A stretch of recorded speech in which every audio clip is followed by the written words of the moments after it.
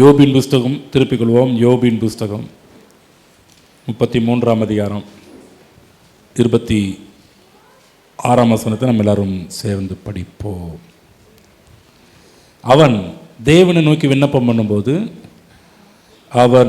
அவனுடைய சமூகத்தை கம்பீரத்தோடு பார்க்கும்படி அவன் மேல் பிரியமாகி அந்த மனுஷனுக்கு அவனுடைய நீதியின் பலனை கொடுப்பார். அருமையான ஒரு வசனம். பழைய ஏற்பாட்டு காலத்தில் யோபுக்கு கிடைத்த ஒரு பெரிய ஒரு வெளிப்பாடு என்னவென்றால், அவருடைய சமூகத்தை எந்த ஒரு குற்ற உணர்வோ தாழ்வு மனப்பான்மை ஆக்கினை தீர்ப்பின் உணர்வு இல்லாமல் கம்பீரத்தோடே பார்க்கும்படி அவன் மேல் பிரியமாகி அந்த மனுஷனுக்கு அவனுடைய நீதியின் பலனை கொடுப்பார். கிறிஸ்துவுக்குள் நாம் யார் என்கின்ற சத்தியத்தை நாம் பல நாட்களாக பார்த்து கொண்டு வருகிறோம். கிறிஸ்துவுக்குள்ளாக நாம் புது சிருஷ்டிகளாக இருக்கிறோம். புது சிருஷ்டியின் தன்மை என்ன, அவன் நீதிமானாக இருக்கிறான் என்பதை பற்றி பார்த்து கொண்டு வருகிறோம். போன வாரத்தில் கர்த்தராகிய இயேசு கிறிஸ்துவுடைய கல்வாரி பாடுகளிலே நாம் அதிகமாக தெரிந்த பாடு சரீர பாடுகள் மட்டும்தான். ஆனால் அதற்கு மேலாக இயேசு கிறிஸ்து ஆவியில் எப்படி பாடுபட்டார், இயேசு கிறிஸ்து ஆத்துமாவில் எப்படி பாடுபட்டார் என்பதெல்லாம் பற்றி நாம் போன வாரத்தில் பார்க்க ஆரம்பித்தோம். ஏனென்றால் ஏன் இதை பார்க்க ஆரம்பித்தோம்னா, எல்லாருக்கும் தெரிந்த ஒன்று, கையில் ஆணி அடித்தாங்க, காலில் ஆணி அடித்தாங்க, விழாவில் குத்துனாங்க, முதுகில் சாட்டையாலெல்லாம் அடித்தாங்க, நமக்கு தெரியும். அதைவிட கொடூரமான ஒன்று என்னவென்றால் ஆவிக்குரிய மரணம். கொடூரமான மரணம், ஆத்மீக மரணம்.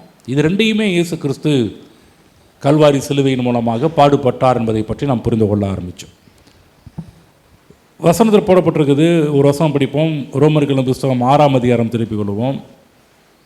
6ஆம் அதிகாரத்தில் அங்கு அப்போஸ்தலனாகிய பவுல் இயேசு கிறிஸ்துவினுடைய உயிர்த்தெழுதலை பற்றி போதிக்கும்போது ஒரு முக்கியமான ஒரு காரியத்தை மேற்கோள் காட்டுறதை நம்ம பார்க்கின்றோம். 4ஆம் அதிகாரம் 25ஆம் வசனம். அவர் நம்முடைய பாவங்களுக்காக ஒப்பு கொடுக்கப்பட்டும் நாம் நீதிமான்களாக்கப்படுவதற்காக எழுப்பப்பட்டும் இருக்கிறார்.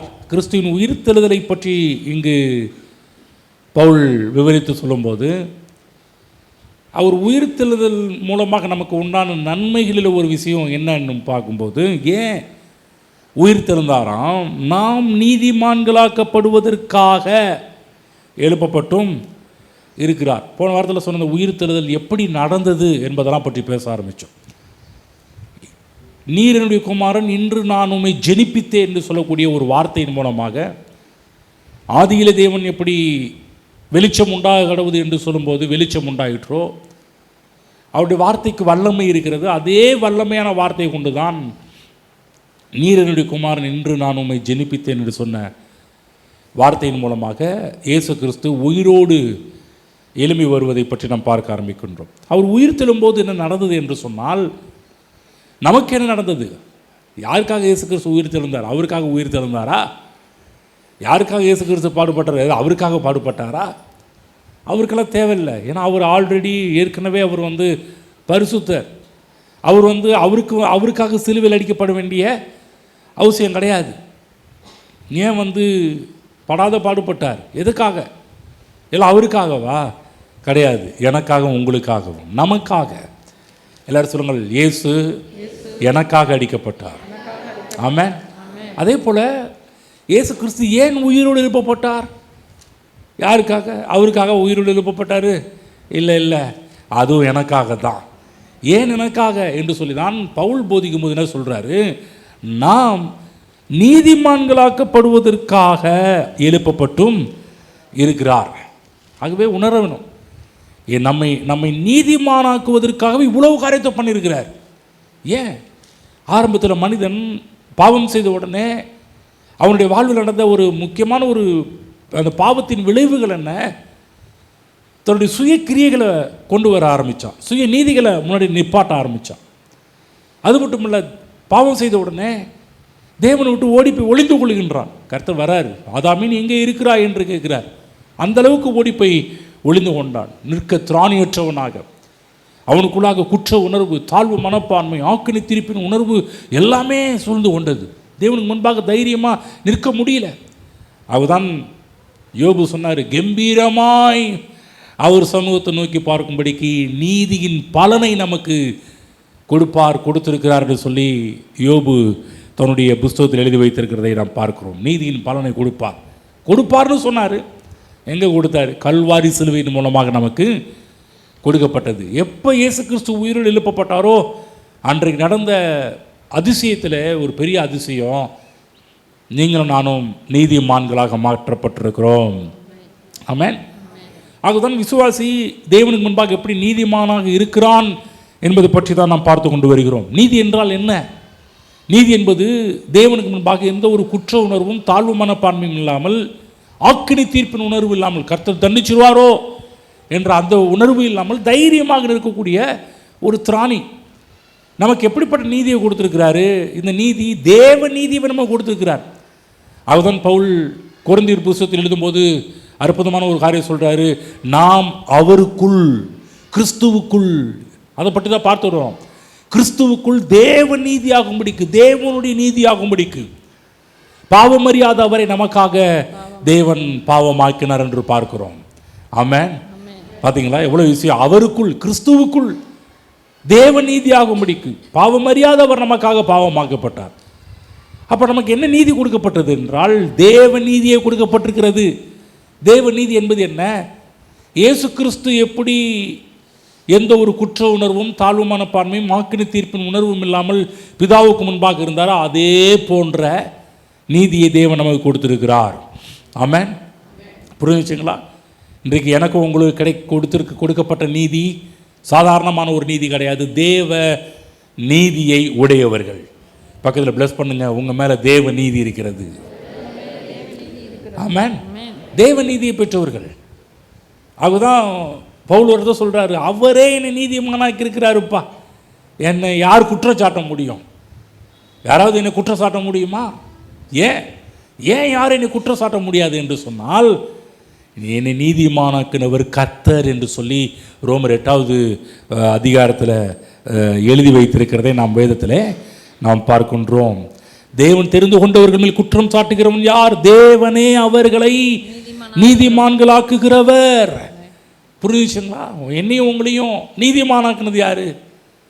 பக்கத்தில் உட்காந்துக்க விசுவாசி கிடையாது, இல்லை உங்கள் பாஸ்டும் கிடையாது. உங்களை நீதிமானாக்குறது கர்த்தராகிய இயேசு கிறிஸ்து. தேவன் நம்மை அவருடைய நீதியாக மாற்றியிருக்கிறார்.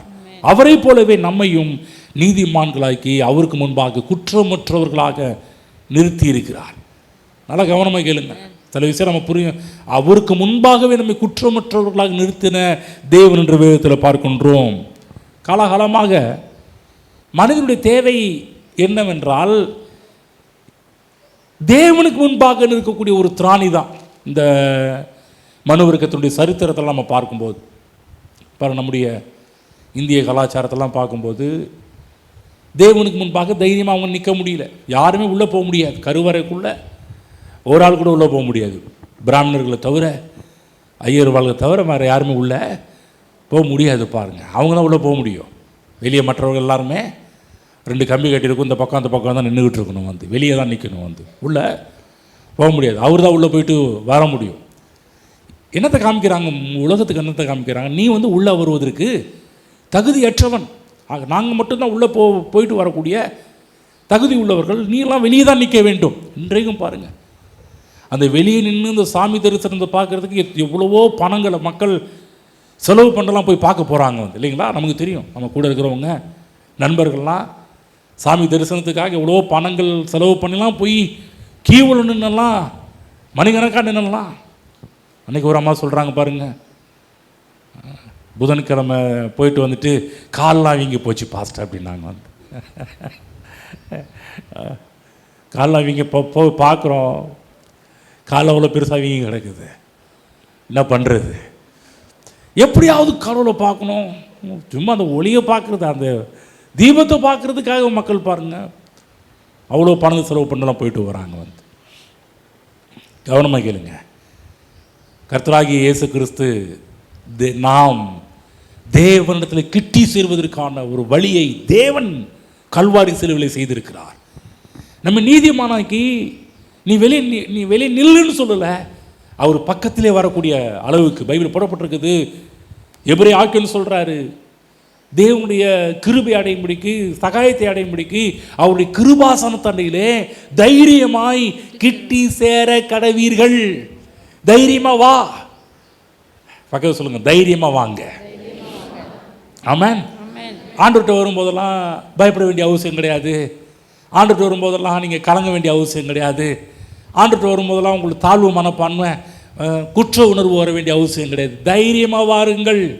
ஏனென்றால் நம்மை நீதிமானாக்கினது நம் தேவன் நம்மை நீதிமானாக்கி இருக்கிறார்.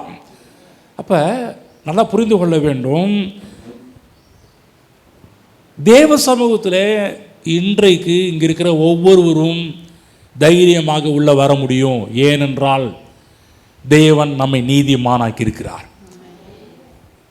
ஒரு நாளும் நீ தகுதியற்றவன் நான் சொல்ல மாட்டேன். ஏன்னா உங்களை தகுதியாக்குனது அவர். ஒரு நாளும் உங்களை குற்ற உணர்வுக்குள் கொண்டு போக மாட்டேன். கர்த்தர் தண்டிச்சுடுவார், அப்படி பண்ணுவார், இப்படி பண்ணு வரலாம் சொல்ல மாட்டேன் வந்து. ஏனென்றால் அவர் உங்களை நீதிமானாக்கி இருக்கிறாரு. ஆகவே அவர் எப்படி உங்களை எப்படி பண்ண முடியும்? நன்றாக புரிந்து கொள்ளுங்கள். இதெல்லாம் இல்லாமல் தைரியமாக இருக்கக்கூடிய திராணியை கல்வாரி சிலுவையின் மூலமாக தேவன் நமக்கு ஏற்படுத்தி கொடுத்திருக்கிறார். அநேக நேரத்தில் மக்கள் இதை அறியாமல் இருக்கிறார்கள். பரிசுத்தமான தேவன் முன்பாக தைரியமாக இருக்கக்கூடிய ஒரு திராணியை தேவன் நமக்கு ஏற்படுத்தி கொடுத்திருக்கிறார் என்பதை மக்கள் புரியாமல் இருக்கிறார்கள். ஆகதான் பாருங்கள், இன்றைக்கும் மக்களுடைய கேள்வி, எப்படி கடவுளோடு ஐக்கியமாக இருப்பது என்கின்ற ஒரு எதிர்பார்ப்போடு மக்கள் இருக்கிறாங்க. இதை அறியாமல் தவிக்கிறார்கள். இதற்காக ஏராளமான பணங்களெல்லாம் நம்ம இந்த வரலாற்று காரியத்தில் நம்ம நிறைய செலவு பண்ணுறதை பார்க்க ஆரம்பிக்கிறோம். இன்றைக்கு மனிதன் தேவனுக்கு முன்பாக ஒரு உறவும் ஐக்கியமும் இல்லாமல் வாழும்போது அவனுக்குள்ளாக ஒரு வெறுமை காணப்படுகின்றது. பாருங்க, உங்களுக்கே தெரியும், ஒரு 2 வாரம் சர்ச்சுக்கு வராமல் இருந்து பாருங்க, எப்படி இருக்கும்? நல்லா இருக்குங்களா? நிறைய பேர் சொல்லுவாங்க, 1 வாரம் சர்ச்சுக்கு வரலனாலேயே நல்லா இருக்க மாட்டேன்னுங்க. அந்த வாரமே ஒரு சில பேர் நான் சொல்கிறேன், இங்கே இருக்கிற ஏராளமான மக்கள் உணர்ந்தே சொல்லியிருக்கிறாங்க. சும்மா ஏதோ என்கிட்ட சொல்லி என்னை ஆறுதல் படுத்துறதுக்காக உண்மையாகவே உணர்ந்து சொல்லியிருக்கிறாங்க. போன வாரம் சர்ச்சுக்கு வரலங்கய்யா, எவ்வளோ கஷ்டப்பட்டான் தெரியுமா, எவ்வளோ வேதனைப்பட்டான் தெரியுமா. ஒரு வெறுமை அவங்களுக்குள்ளாக. இதை அனுபவித்திருக்கிறீர்களா? ஜெபம் பண்ணாமல் இருந்து பாருங்கள், பைபிள் படிக்காமல் இருந்து பாருங்கள், கர்த்தரை துதிக்காமல் இருந்து பாருங்கள். நான் சொல்கிறேன், அந்த இடத்துல ஒரு வெற்றிடம் காணப்படும், ஒரு வெறுமை காணப்படும். உங்கள் வாழ்க்கையில் ஏதோ ஒன்றை தொலைத்தது போல நீங்கள் உணர ஆரம்பிப்பீர்கள், ஏதோ ஒன்றை இழந்ததை போல நீங்கள் உணர ஆரம்பிப்பீர்கள். ஆகுதா நம்ம ஞாயிற்றுக்கிழமை மட்டும் கர்த்தரை தேடுற ஒரு ஆட்களாக இருக்கக்கூடாது. ஒவ்வொரு நாளும் தினந்தோறும் ஜெப வாழ்வு, தினந்தோறும் கர்த்தரை துதிக்கிற துதி வாழ்வு, தினந்தோறும் கர்த்தருடைய வார்த்தையை படிக்கின்ற அப்படிப்பட்ட ஒரு வாழ்வுக்குள்ளாக நாம் தினந்தோறும் வாழ்க்கையை கொண்டு போக ஆரம்பிப்போம் என்று சொன்னால், நான் சொல்கிறேன், அவங்க வாழ்வு எப்போதுமே நிறைவான வாழ்வாகவே காணப்பட ஆரம்பிக்கும். இன்றைக்கு நம் தேவனுடைய நல்ல ஒரு உறவு ஐக்கியம் நமக்குள்ளே இருக்குதோ, நான் சொல்கிறேன், அங்கே வெறுமைக்கு இடமே கிடையாது. அந்த இடத்தில் நிறைவு மட்டும்தான் இருக்க ஆரம்பிக்கும். ஆகதான் பாருங்கள், இந்த யோபு சொல்கிறாரு, அவன் தேவன் நோக்கி விண்ணப்பம் பண்ணும்போது அவன் அவருடைய சமூகத்தை கம்பீரத்தோடு பார்க்கும்படி அவர் அவன் மேல் பிரியமாகி அந்த மனுஷனுக்கு அவனுடைய நீதியின் பலனை கொடுப்பார். கம்பீரத்தோட பார்க்கும்படிக்கு, கம்பீரத்தோட தேவ சமூகத்தில் வரும்படிக்கு தேவன் நீதியின் பலனை நமக்கு ஈவாக கொடுத்திருக்கிறார். இந்த நீதி நாம் சம்பாதித்தது அல்ல. இந்த நீதி தேவன் எனக்கு கொடுத்த கிஃப்ட், பரிசு, ஈவாக கொடுக்கப்பட்டது என்று வேதத்தில் சொல்லப்பட்டிருக்கிறது. அது மட்டுமல்ல, நாம் பெற்றிருக்கிற ஒரு நீதி ஒரு புது வகையான ஒரு நீதி. அதை பற்றி தான் கொஞ்சம் நம்ம பார்க்க போகின்றோம். விசுவாசிகளாக நமக்கு கொடுக்கப்பட்ட நீதி புது வகையான நீதி என்பதை புரிந்து கொள்ள வேண்டும். அப்போஸ்தலனாகிய பவுல், அது அவர் மட்டுமல்ல, புதிய ஏற்பாட்டு நிருபர்கள் எல்லாருமே இந்த புது வகையான நீதியை பற்றி தான் அதிகமாக சொல்லியிருக்கிறார்கள். புதிய ஏற்பாட்டு நம்முடைய அப்போஸ்தலர்கள் எல்லாருமே இந்த புது வகையான நீதியை பற்றி போதிக்கும்போது நியாயப்பிரமாணத்தினால் உண்டாகக்கூடிய நீதியோடு முரண்படுத்தி பவுல் தன்னுடைய நிருபங்கள்லாம் புது வகையான நீதியை பற்றி எழுதுவதை நாம் பார்க்க ஆரம்பிக்கின்றோம். கலாத்தியர் புத்தகத்தில் படிக்கும்போது இந்த புது வகையான நீதி கிரியைகளினால் உண்டாகாமல் கிருபையினால் உண்டாகிறதுன்னு சொல்கிறார். சொல்லுங்கள், கிரியையினால் அல்ல, கிருபையால். ஆமென். புரிஞ்சுங்களா? இந்த நீதி நமக்கு எப்படி, நம்ம ஏதோ செஞ்சதால் நமக்கு இது கிடச்சிச்சா? இல்லைங்க, அவர் நமக்கு கிருபையாய் கொடுத்துருக்கிறாரு. வேதத்தில் இன்னொரு நிருபம் சொல்லப்பட்டிருக்கிறது, நியாயப்பிரமாணத்தில் வரக்கூடிய நீதி வரம்புக்குட்பட்டது. ஆனால் நமக்கு கொடுக்கப்பட்ட புது வகையான நீதி வரம்பே இல்லாதது, எல்லையற்றது. அது மட்டுமல்ல, பழைய ஏற்பாட்டு காலத்தில் வாழ்ந்த மக்களுக்கு கொடுக்கப்பட்ட நீதி, தேவனுக்கு முன்பாக அவர்கள் எல்லாருமே வேலைக்காரர்களைப் போல நிற்கக்கூடிய திராணியை பெற்றிருந்தார்கள். இன்னும் சொல்லப்போனால், கவனமாக கேளுங்க, இந்த பழைய ஏற்பாட்டில் இருந்த எல்லா மக்களுக்கும் கொடுக்கப்பட்ட ஒரு நீதி எப்படிப்பட்ட நீதி என்றால், வேலைக்காரர்கள் என்கின்ற ஒரு நீதி. எல்லாரும் பைபிளில் போடப்பட்ட மோசே கூட தேவ சமூகத்திலே பணிவிடைக்காரன் என்று போடப்பட்டிருக்குது. அவர் கூட பணிவிடைக்காரன் தான். நல்லா புரிந்து கொள்ளுங்கள். பக்கத்தில் சொல்லுங்கள், நல்லா புரிஞ்சுக்கிங்க, நல்லா ஸ்டெடியாக உட்காருங்க, பார்க்கலாம் அப்படின்னு பாருங்க. ஒரு காரியம் சொல்ல போகிற மனதில் வச்சுக்கிங்க, கவனிங்க. பழைய ஏற்பாட்டு காலத்தில் நியாயப்பிரமாணத்தினால் பெற்ற நீதி எப்படிப்பட்டது என்று சொன்னால், அவர்களுக்கு கொடுக்கப்பட்ட நீதியினுடைய அந்தஸ்து எப்படிப்பட்டது என்று சொன்னால், வேலைக்காரர்கள், பணிவிடைக்காரர்கள் என்கின்ற அந்த போஸ்டிங் தான் அவங்களுக்கு கொடுக்கப்பட்டுச்சு. ஆனால் புதிய ஏற்பாட்டு காலத்தில் நாம் நீதிமான்களாக்கப்படுவதற்காகவே இயேசு கிறிஸ்து உயிரோடு எழுப்பப்பட்டாரே, தேவன் நமக்கு அவருடைய நீதியை கொடுத்தாரே. அந்த நீதியின் தன்மை என்னவென்றால், தேவனுக்கு முன்பாக நாம் வேலைக்காரர்களாக அல்ல, தேவனுக்கு முன்பாக நாம் பணிவிடைக்காரர்களாக அல்ல, தேவனுக்கு முன்பாக குமாரரும் குமாரத்திகளுமாக நிறுத்தப்பட்டிருக்கிறது. ஆமென். ஆகவேதான் அந்த நீதி வித்தியாசமான நீதி, புது வகையான நீதி. இன்னைக்கு நான் ஒரு வேலைக்காரன் கிடையாது, இன்றைக்கு நான் தேவனுக்கு முன்பாக அவருடைய பிள்ளை, தேவனுடைய பிள்ளை என்கின்ற ஒரு அந்தஸ்தை எனக்கு கொடுத்தது இந்த நீதி தான். தேவ நீதி எனக்கு ஒரு பெரிய ஒரு அந்தஸ்தை கொடுத்துருக்கிறது. என்ன அந்தஸ்து? நான் தேவனுடைய பிள்ளை என்று சொல்லக்கூடிய ஒரு அந்தஸ்து. ஆமென். அதுதான் பாருங்க, காலகாலமாக மறைக்கப்பட்டிருந்த சத்தியத்தை பவுல் அநேக காரியம் சொல்லி விளக்கம் கொடுத்து நமக்கு இந்த புது வகையான நீதியை பற்றியெல்லாம் நமக்கு ஏராளமாக சொல்வதை நம்ம வேதத்தில் படிக்க ஆரம்பிக்கின்றோம். பவுல் மட்டுமல்ல, யோவானும் என்ன சொல்கிறாருன்னா, அந்த புது வகையான நீதியை பற்றி தான் நிறைய போதிக்கிறார். இந்த புது வகையான நீதி தன்மை என்ன? 1 கொரிந்தியர் 1:9 படிக்க பார்க்கலாம். 1 கொரிந்தியர் 1:9, தம்முடைய குமாரனும் தம்முடைய கர்த்தருமாய் இருக்கிற இயேசு கிறிஸ்துவுடனே ஐக்கியமாய் இருப்பதற்கு உங்களை அழைத்த தேவன் உண்மையுள்ளவர். பாருங்கள், இந்த புது வகையான நீதியிலே பவுல் சொல்லும்போது என்ன சொல்கிறாருன்னா, தம்முடைய குமாரனும் நம்முடைய கர்த்தருமாய் இருக்கிற இயேசு கிறிஸ்துவுடனே ஐக்கியமாய் இருப்பதற்கு. பார்த்தீங்களா, இந்த நீதி எப்படிப்பட்ட நீதி என்று சொன்னால், தேவனோடு ஒரு ஐக்கியத்தை உண்டு பண்ணுகின்ற ஒரு நீதி. அப்போ இந்த புது வகையான நீதியின் மூலமாகத்தான் தேவனோடு உறவும் தேவனோடு ஐக்கியமும் நமக்கு ஏற்பட்டிருக்கிறது. எல்லாரும் சொல்லுங்கள், தேவனோடு எனக்கு ஐக்கியம் உண்டாயிருக்கிறது. ஆமென். புரிஞ்சுங்களா? என்ன சொல்றேன்னா, ஐக்கியமாய் இருப்பதற்கு உங்களை அழைத்த தேவன். யாரோடு ஐக்கியமாய் இருப்பதற்கு? தேவனோடு. ஆமென்.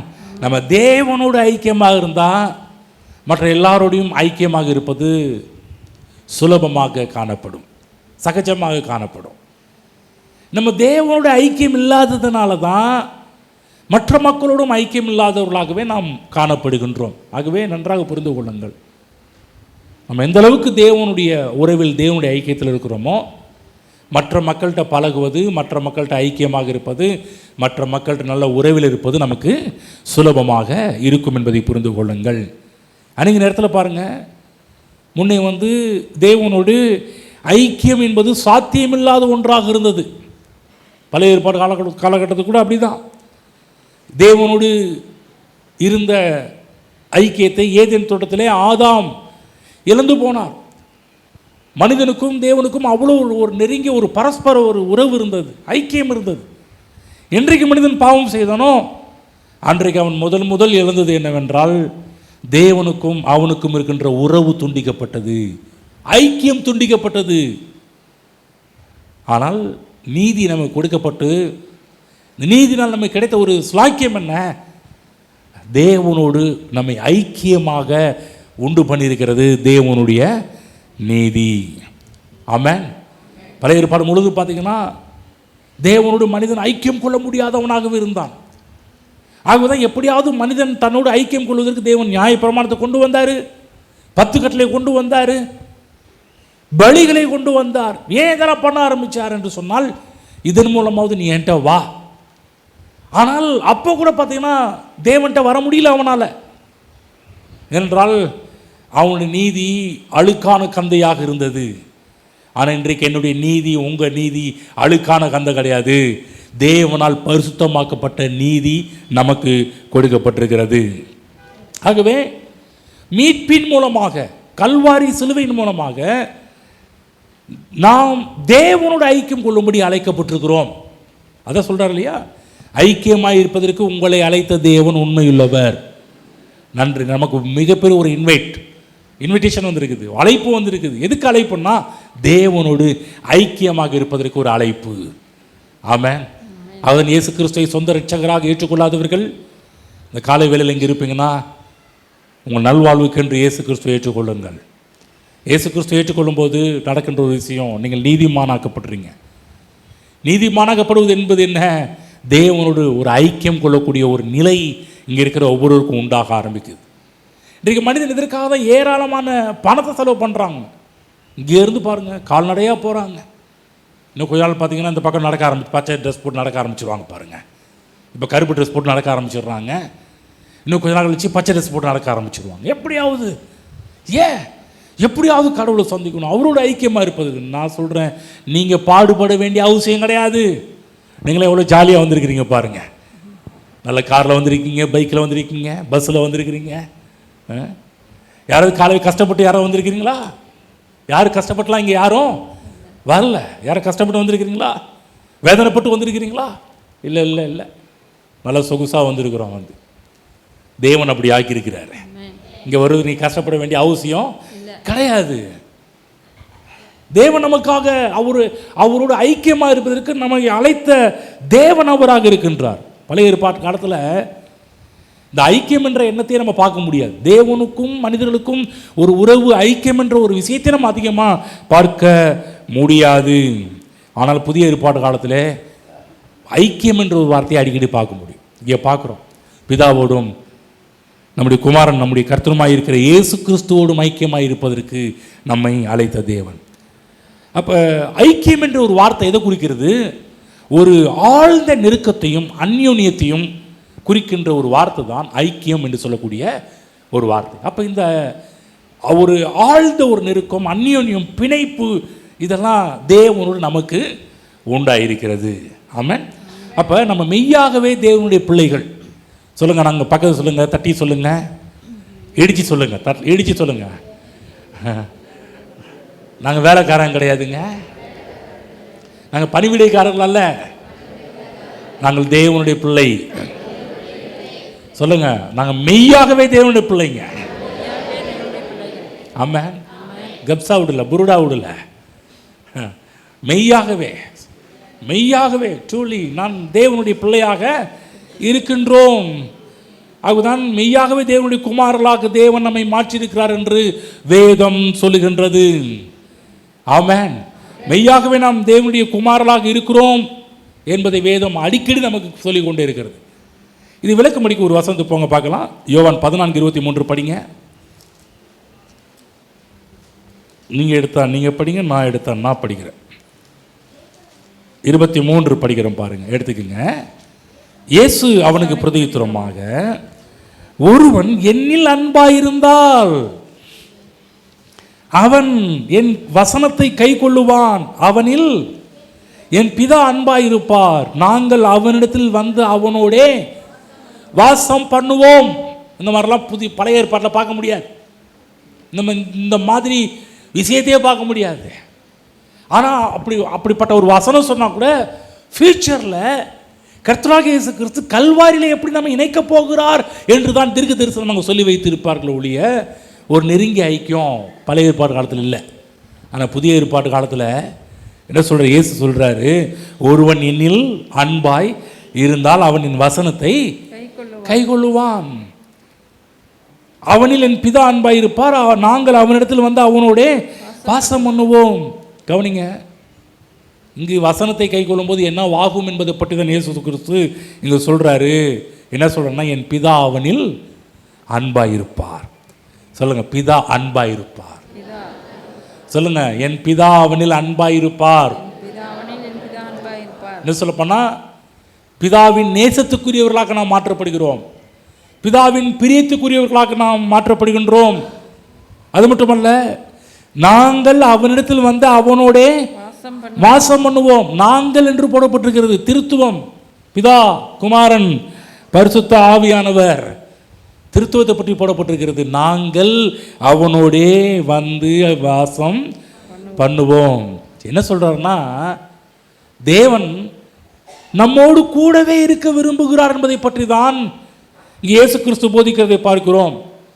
நம்முடைய வாழ்க்கையில் அவர் ஒருவராக இருக்க வேண்டும் என்று விரும்புகிறார். நாங்கள் வந்து அவனோடே வாசம் பண்ணுவோம். ஒரு ஆங்கில மொழிபெயர்ப்பில் எப்படி போடப்பட்டிருக்கிறது என்றால், அவன் என்னுடைய வீடாய் இருப்பான் என்று போடப்பட்டிருக்கு. சொல்லுங்க, நான் அவருடைய தேவனுடைய வீடாய் இருப்பேன். ஆமென். எப்படின்னா, தேவன் மனிதனுடைய தங்கி இருக்க கூடிய ஒரு வீடாக நீங்களும் நானும் இருப்போம் என்பதை பற்றி தான் இங்கே இயேசு கிறிஸ்து சொல்லுகின்றார். ஆகவேதான் தேவ பிள்ளைகளே, இயேசு சொல்கிற ஒரு காரியம், நான் உன்னைய என் வீடாகவே உன்னை மாற்றிக்குவேன் அப்படின்றார். இன்னைக்கு நீங்களும் நானும் தேவன் தங்கும் ஒரு வீடாக இருக்கின்றோம். பார்க்க சொல்லுங்க, தேவன் தங்குற ஒரு வீடுங்க நீங்க. ஆமென். இவ்வளோ பெரிய ஒரு வார்த்தை தெரியுங்களா இது? அவர் என் வீட்டில் தங்கினார்னா எனக்கு எந்த குறையுமே இருக்காதுங்க. நல்லா புரிஞ்சுங்க. அவர் மட்டும் என் வீட்டுக்கு வந்துட்டு என் வீட்டில் இருந்தார்னா, தேவன் மட்டும் என் வீட்டில் இருந்தார்னா, அங்கே கண்ணீர் இல்லை, கவலை இல்லை, பிரச்சனை இல்லை, சண்டை இல்லை, எதுவுமே இல்லை. ஆமென். அவர் சின்ன பிள்ளைல சொல்லுவாங்க, இயேசு வந்த வீட்டிலே சந்தோஷமே. சின்ன பிள்ளைகளுக்கு சண்டே கிளாஸில் அந்த காலத்தில் சொல்லிக் கொடுப்பாங்க பாருங்க, இன்றைக்கி சொல்லிக் கொடுக்குறாங்க. நல்லா அழகாக நானும் நிறைய பிள்ளைகள் சொல்லிக் கொடுத்துருக்கிறேன். பாடுவோமா? இயேசு வந்த வீட்டிலே சந்தோஷமே, இயேசு வந்த வீட்டிலே சந்தோஷமே, இயேசு வந்த வீட்டிலே சந்தோஷமே சந்தோஷமே. இப்படியே இயேசு வந்த வீட்டில் சமாதம், இப்படி ஒன்றா என்ன பண்ணுவாங்கன்னா பிள்ளைகளுக்கு கற்றுக் கொடுப்பாங்க. நானும் உங்களுக்கு கற்றுக் கொடுக்க வேண்டியதாக இருக்குது. ஏன்னா நிறைய பேர் இப்போ தான் ஆண்டருக்குள்ளே வந்துகிட்டு இருக்கிறீங்க. பரவாயில்ல, நீங்களும் ஒரு சண்டே கிளாஸ் ஸ்டூடெண்ட் மாதிரி தான் இங்கே உட்காந்துருக்கேன். நானும் ஒரு வாரம் எப்படி பாடம் தான் எடுத்துகிட்டு வரேன், பிரசங்கம் பண்ணல, உங்களுக்கு ஸ்டடி தான் பண்ணிட்டு இருக்கிறேன். பைபிள் காலேஜ் மாதிரி இங்கே என்ன பண்ணுறோம், ஒவ்வொரு வாரம் இங்கே ஸ்டடி போயிட்டு இருக்குது. பைபிள் காலேஜ் போயிட்டு இருக்குது, அங்கே சண்டே கிளாஸ் போயிட்டு இருக்குது, இங்கே பைபிள் காலேஜ் போயிட்டு இருக்குது. ரெண்டும் ஒன்று தான். ஆமென். ஏங்குற வீடு, தேவன் தங்கும் வீடு. பழைய ஏற்பாட்டில் இப்படி பார்க்க முடியாது, இப்படி பேச முடியாது. ஆகுதான் தேவன் நீதியை நாம் பெற்றுக்கொள்ள வேண்டும் என்று கர்த்தர் விரும்புகிறார், தேவன் விரும்புகிறார். அது மட்டுமல்ல, அந்த நீதியை நமக்கு கொடுப்பதிலே அவர் அவ்வளவு விருப்பமுள்ளவராக இருக்கிறார். ஏன் விருப்பமுள்ளவராக இருக்கிறார்னா, நல்லா கவனமாக கேளுங்க, இந்த நீதி நமக்கு கொடுக்கப்பட்டால் மட்டும்தான் தேவன் நம்மோடு வந்து தங்க முடியும். நீதி நமக்கு கொடுக்கப்படவில்லை என்றால் தேவன் நம்மோடு தங்குவதற்கு வாய்ப்பே உண்டாகாது. அதுதான் யார் யாரெல்லாம் இயேசு கிறிஸ்துவை ஏற்றுக்கொள்கிறார்களோ, நல்லா சொல்ல கவனமாக கேட்டுங்க, அன்றைக்கு அவர்கள் நீதிமான்களாக மாற்றப்படுகிறார்கள். ஆகவே மனிதனோடு வாசம் பண்ண வேண்டும் என்பது தேவனுடைய அலாதி பிரியமாக விருப்பமாக இருக்கிறது. ஒன்று சொல்லட்டுங்களா, நீங்கள் அவரோடு இருக்க ஆசைப்படுறதை காட்டிலும் நம்மை உண்டாக்கின இறைவன், கடவுள், கர்த்தர் இயேசு நம்மோடு இருக்க வேண்டும் என்று அவர் ஆசைப்படுறார். பக்கத்து சொல்லுங்க, கர்த்தர் ஆசைப்படுறாருங்க உங்க மேல. ஆமென். புரிஞ்சுச்சுங்களா? எனக்கு நீதியை கொடுக்கணும் அவர் விரும்புகிறார். அவர் விரும்பினபடினால்தான் இந்த உலகத்திலே மனிதனாகவே இறங்கி வந்தார். இந்த கிறிஸ்துமஸ் நாட்களை சொல்கிறேன் உங்களுக்கு, இயேசு இந்த உலகத்தில் மனிதனாக வந்தார். ஏன்? அவர் என்னை நேசிக்கிறார், என்னை விரும்புகிறார். மனிதனோடு அவர் தங்க வேண்டும் என்பதற்காக தான் மனிதனாகவே இந்த உலகத்தில் இறங்கி வந்தார் என்பதை புரிந்து கொள்ளுங்கள். புரிஞ்சுச்சுங்களா? அப்போ அவர் நம்மோடு தங்க வேண்டும் என்றால் நம்ம நீதிமானாக மாற்றப்படணும், தைரியம் வரணும். அப்போ தான் தேவன் நம்மோடு தங்க முடியும். தேவன் நம்மை நீதிமானாக்கி அவருடைய வீடாக்கி தேவன் நமக்குள் கூடியிருக்கிறார். ஆகவே நல்லா புரிஞ்சுங்க, இந்த விஷயம் மட்டுமல்ல, இதே போல மற்ற எல்லா விஷயத்திலும் கர்த்தர் ஆர்வமாக இருக்கிறார். கிறிஸ்துவ உலகத்தில், கிறிஸ்துவ விஷயத்தில் நீங்கள் எதுவுமே ஸ்டார்ட் பண்ணது கிடையாது. இந்த தேவ நீதி நீங்கள் எதை விரும்புனீங்களா? இல்லைங்க, நான் இயேசு கிறிஸ்து ஏற்றுக்கொண்டா போது அவர் நீதியை கொடுக்கிறார். அது மட்டுமல்ல, இந்த ஜெபம் என்ற ஒரு காரியத்தை எடுத்துக்கொள்ளுங்கள். ஜெபத்தை எடுத்துக்கொண்டால் கூட ஜெபம் என்று சொல்லக்கூடியது மனிதன் கண்டுபிடித்த கண்டுபிடிப்பு அல்ல. நீங்கள் கண்டுபிடிச்சிங்களா ப்ரேயர்? நீங்கள் கண்டுபிடிச்சிங்களா? பக்கத்தில் கேளுங்க, நீங்கள் கண்டுபிடிச்சிங்களா ப்ரேயரை? இல்லை நான் கண்டுபிடிச்சேன்னா? இல்லை பெரிய பெரிய ஊழியர்கள் கண்டுபிடிச்சாங்களா? கிடையாது. ஜெபம் என்று சொல்லக்கூடியது நீங்களும் நானும் கண்டுபிடிச்ச ஒரு கண்டுபிடிப்பு கிடையாது. ஜெபத்தை ஆரம்பித்தவரே அவர் தான். அவர் தான் சொல்கிறாரு, கேளு, தட்டு, தேடு, கேளுங்கள் கொடுக்கப்படும், தட்டுங்கள் திறக்கப்படும், தேடுங்கள் கண்டடைவீர்கள் சொன்னதே கர்த்தர் தான். நீங்கள் யாராவது நீங்கள் ஸ்டார்ட் பண்ணீங்களா? ஜெபத்தை நீங்கள் ஏதாவது பண்ணீங்களா? நம்ம ஒன்றும் பண்ணல. பாரு, கிருபாசன தண்டை வாருங்கள்னு சொன்னது யாரு? நீங்கள் சொன்னீங்களா? நமக்குள்ள விருப்பம் இருந்துச்சா? எல்லாரும் தேவ பக்கத்தில் வரவே முடியாத ஒரு நிலைமையில் இருந்தாங்க. ஆனால் இவர் சொல்கிறாரு, தைரியமாய் கிருபாசன தண்டையிலே கிட்டி சேர கடவீர்கள். சொன்ன போனால் கவனமாக கேளுங்க, எல்லாத்தையும் ஆரம்பித்து வைக்கிறதே கர்த்தர் தான். என் நீதிமானாக்குனது கர்த்தர், என்னை வீடாக்குனது கர்த்தர், நேசிக்கிறது கர்த்தர், ஜெபம் பண்ண சொல்லி கற்றுக் கொடுத்தது கர்த்தர், கேட்க சொல்லி என்னை உற்சாகப்படுத்துவது கர்த்தர், தைரியமாக கிருபாசனத்தில் வா என்று சொல்லி எனக்கு அழைப்பு கொடுப்பது கர்த்தர். திரும்ப சொல்ல போனால் கிறிஸ்தவ காரியத்தில் எதுவும் நாம் கண்டுபிடித்தது அல்ல, எல்லாமே தேவன் நமக்கு கொடுத்த ஈவு, பரிசு, கிஃப்ட்டு, கிருபை. யோசிச்சு பாருங்க. அடுத்து சொல்கிற பாருங்களேன், பாரு, நீதியும் அவர் தான் கொடுத்தாரு, ஜபத்தையும் அவர் தான் கற்றுக் கொடுக்குறாரு. அது மட்டும் இல்லை, விசுவாசம் என்ற ஒரு காரியம், விசுவாசத்தை நமக்குள் பைபிளில் போடப்பட்டிருக்குது, விசுவாசத்தை துவக்குகிறவரும் அப்படியே போடப்பட்டிருக்குது. எனக்குள்ள விசுவாசத்தை ஸ்டார்ட் பண்ணது யாரு? எல்லாம் அவர் தான். தெரிஞ்சுங்களா? அவர் மட்டும் எனக்குள்ள விசுவாசத்தை ஆரம்பிக்கவில்லை என்றால் இன்றைக்கு நான் ஒரு விசுவாசியாகவே இருக்க முடியாது. அவர் தான் ஆரம்பிச்சிருக்கிறார், விசுவாசத்தை துவக்குகிறவரும். பாருங்க, அவர் விசுவாசிக்கக்கூடிய ஒரு பலனை கொடுத்ததே அவர் தான். கிருபையினால் விசுவாசத்தை கொண்டு ரட்சிக்கப்பட்டீர்கள். ரட்சிக்கப்படுறதுக்கு கிருபை வேணும், விசுவாசம் வேணும். இது ரெண்டையும் யார் கொடுத்தது? அவரே கொடுத்து நம்மளை என்ன சொல்கிறாருன்னா, கடை கூட்டி போகிற, பெரிய கடை கூட்டி போயிட்டு நீலாம் காசு செலவு பண்ண வேணாப்பா, எல்லா காசையும் பிடிச்சிக்க நான் கொடுக்குறேன், நீ என்ன பண்ணிட்டு வாங்கிட்டு வான்னா எவ்வளோ சந்தோஷமாக இருக்கும். அந்த மாதிரி தான் கர்த்தர் எல்லாவற்றையும் நீ செலவு பண்ணாதில்ல, நான் பார்த்துக்கிறேன், நீ கவலைப்படாத, நான் பார்த்துக்கிறேன், நீ கண்ணீர் வடிக்காத, நான் பார்த்துக்கிறேன். தேவ பிள்ளைங்கள்லாம் புரிஞ்சுக்கங்க, இன்றைக்கு கிறிஸ்தவ காரியத்தில் எதுவும் நம்மால் உண்டானது அல்ல, எல்லாம் தேவனுடைய கிருபை, தேவனுடைய இரக்கம், தேவனுடைய தயவு. நீதிமான யோசிப்பா, இது எல்லாமே கர்த்தரின் வாழ்க்கையில் செய்த ஒரு விஷயங்கள். தேவன் மனிதனுக்கு கொடுக்கக்கூடிய நீதியை கொடுக்கக்கூடிய மீட்பின் திட்டத்தை ஏற்படுத்தினதும் தேவன் தான். மனிதன் பாவம் செய்வதற்கு முன்பாகவே மீட்பின் திட்டத்தை ஏற்படுத்தது தேவாதி தேவன். வேதத்திலே வெளிப்படுத்தல் விசேஷத்தில் யோவான் சொல்றாரு, உலக தோற்றத்திற்கு முன்பாகவே அடிக்கப்பட்ட தேவ ஆட்டுக்குட்டி. எவ்வளோ ஒரு அழகாக வர்ணிச்சு வச்சிருக்கிறாரு பாருங்க. இப்போ பிளான் பண்ணப்பட்டது கிடையாது. தேவனுடைய அனாதி தீர்மானம், அனாதி திட்டம் என்ன? மனிதன் பாவம் செய்வதற்கு முன்பாகவே முன்கூட்டியே அவனுக்காக ஆயத்தம் செய்து வைத்திருக்கிறார் தேவ ஆட்டுக்குட்டியை. ஆட்டுக்குட்டியானவர்னு பாடணும் இல்லையா? அந்த ஆட்டுக்குட்டியானவர் இப்போ ஏற்படுத்தப்பட்டவர் கிடையாது. அதுதான் இயேசு கிறிஸ்துடைய வருகை இப்போ வந்தது கிடையாது. இயேசு கிறிஸ்து ஏதோ இப்போ வந்து பிறந்தவர் கிடையாது. அவருடைய புறப்படுதல் ஆதியிலே இருந்தது. அனாதி காரியங்கள் அப்பயே ஆரம்பிச்சிட்டாரு. அவர் பிரயாணத்தை, நம்ம மீட்பதற்காக வரக்கூடிய பிரயாணத்தை அப்பயே ஆரம்பிச்சிட்டார் தேவாதி தேவன். அதுதான், அது மட்டுமல்ல, அவர் தான் நம்முடைய பாவங்களையே சுமந்தவர்.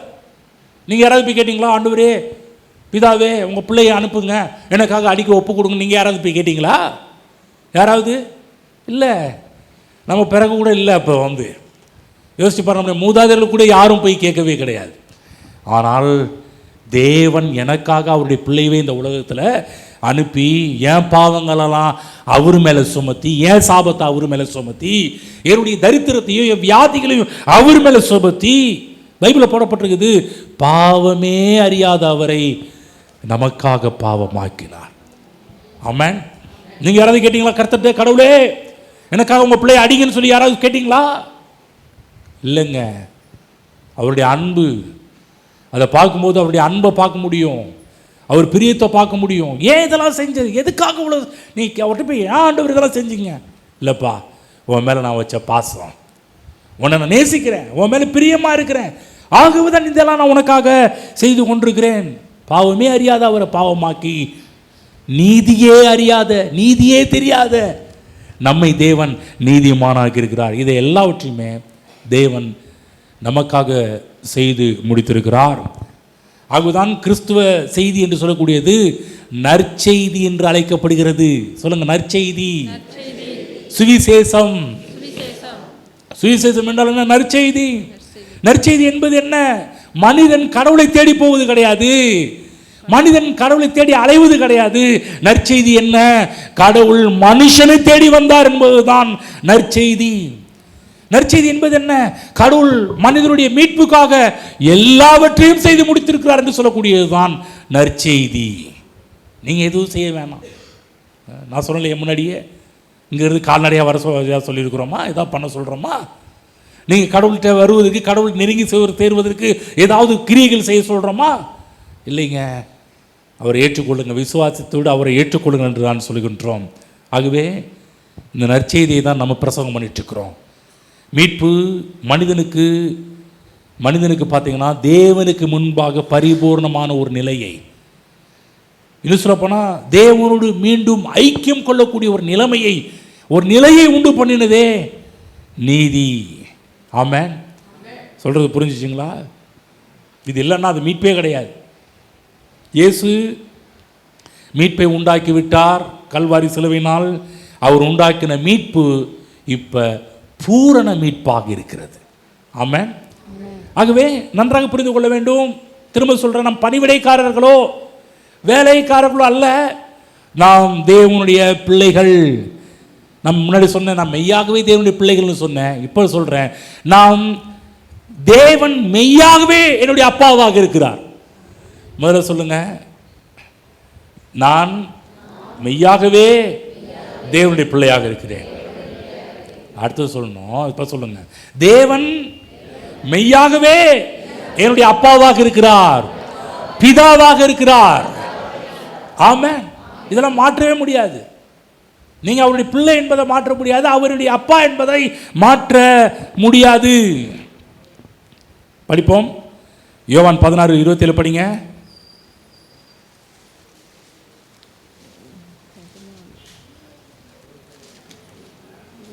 நீங்கள் 16:27 நீங்கள் என்னை சிநேகித்து நான் தேவனிடத்திலிருந்து புறப்பட்டு வந்தேன் என்று விசுவாசிக்கிறபடியினால் பிதா தாமே உங்களை சிநேகிக்கிறார். ஆமென். எவ்வளவு அழகான ஒரு வார்த்தை சொல்றாரு. நீங்கள் என்னை சிநேகித்து நான் தேவனிடத்திலிருந்து புறப்பட்டு வந்தேன் என்று விசுவாசிக்கிறபடியினால் பிதா தாமே உங்களை சிநேகிக்கிற. பக்கத்தில் பிதா உங்களை நேசிக்கிறாருங்க. சொல்லுங்க, அப்பா உங்களை நேசிக்கிறாரு. சொல்லுங்க, அப்பா உங்களை நேசிக்கிறாரு. ஆமென். அப்பாவின் நேசத்துக்குரியவர்கள், அப்பாவின் பாசத்துக்குரியவர்கள். கர்த்தராகிய இயேசு கிறிஸ்து பிதாவாகிய தேவனை அப்பா என்று அழைப்பதை பார்க்கிறோம். சொல்லப்போனா பிதா, ஃபாதர், அப்பா.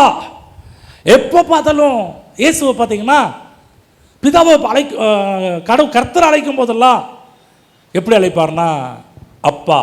இந்த பிதான்ற ஒரு வார்த்தையே பழைய ஏற்பாட்டில் ஒரே ஒரு இடத்துல வந்திருக்குது.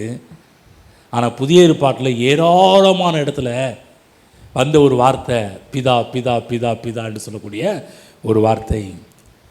அப்போ இயேசு தேவனை பிதா என்று அழைப்பார் என்றால் இன்றைக்கு நீங்கள் கூட தேவனை பிதா என்று அழைக்க முடியும், அழைக்க வேண்டும். ஆகதான் உங்கள் பிதா ஒரு சொல்லியிருக்கிறார் பாருங்க. மத்தேயு புஸ்தகம் போங்க, 6ஆம் அதிகாரம் போங்க, 6ஆம் அதிகாரம் மத்தேயு 6க்கு போங்க.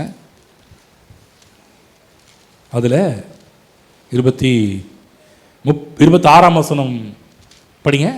ஆகாயத்து பட்சிகளை கவனித்து பாருங்கள், அவைகள் விதைக்கிறதும் இல்லை, அறுக்கிறதும் இல்லை, களஞ்சியங்களில் சேர்த்து வைக்கிறதும் இல்லை, அவைகளையும் உங்கள் பரமபிதா அவைகளையும் இல்லை அவைகளையும் அடுத்து அவைகளை அடுத்தது அவைகளையும் பரமபிதாவா என்ன போடப்படும்? அவைகளையும் உங்கள் அது முக்கியம். இயேசு கிறிஸ்து என்னதை காமிக்கிறாரு, என்னது சொல்றாரு? அவைகளையும் உங்கள். சொல்லுங்க, உங்கள். சொல்லுங்க பார்க்கலாம், உங்கள். உங்கள் பரமபிதா பிழை பூட்டுகிறார். என்ன ஒரு வார்த்தை பாருங்க. உங்கள் பரமபிதா பிழை பூட்டுகிறார். 32ஆம் வசனம் படிங்க. இவைகள் எல்லாம் அஞ்ஞானிகள் நாடி தேடுகிறார்கள், இவைகள் எல்லாம் உங்களுக்கு வேண்டியவைகள் என்று உங்கள் பரமபிதா. உங்கள் பரமபிதா எவ்வளவு அழுத்தம் திருத்தமா சொல்றாரு பாருங்க. உங்கள் பரமபிதா. சொல்லுங்க பக்கத்துல சொல்லுங்க, இயேசுக்கு மட்டும் பரமபிதா இல்ல, சொல்லுங்க உங்கள் பரமபிதா. ஆமென். நல்லா புரிஞ்சுக்கணும். மெய்யாகவே கடவுள் தேவன் எனக்கு அப்பாவாக இருக்கிறார். ஆகவே சொல்றாரு, நீங்க தைரியமா வரலாம், நீதி கொடுக்கப்பட்டிருக்கிறது, தேவன் நீதி உங்களுக்கு கொடுக்கப்பட்டிருக்கிறது. ஆகவே அப்பாட்ட தைரியமா நீங்க வரலாம். ஆனா நீ கிறிஸ்தவங்க என்ன பண்றாங்க? தூரத்தில் நின்றுட்டு, ஆண்டவரே நான் குப்பை, நான் தூசி, நான் புழு, நான் ஒன்றுத்துக்கும் உதவாதவன், ஒன்றுத்துக்கும் ஆகாதவன், இப்படிலாம் சொல்லிட்டு இருந்தீங்கன்னா உங்களுக்கு உதவியே செய்ய முடியாது. நீங்கள் பிள்ளை பாருங்க. இந்த கெட்ட குமாரன் கூட அப்பாட்ட வரும்போது அவன் என்ன தாட்டில் வரான்னா, கூலிக்காரரில் ஒருவனாக அவன் மைண்டு அங்கே இருக்கு. அவன் அந்த பன்னிக்கு போடுற தவிடு கிடைக்காத போது இவங்கிறது நினச்சி பார்க்குறான், எங்கள் அப்பாட்ட இருக்கிற வேலைக்காரங்க கூட பூர்த்தியாக நம்ம சாப்பாடு. உடனே சொல்கிறான் பாருங்க, நம்ம பிள்ளையாக போக வேண்டாம், அப்பாட்ட வேலை செய்கிற ஒரு வேலைக்காரனாக போகலாம். அந்த தாட்டம் அவனுக்கு.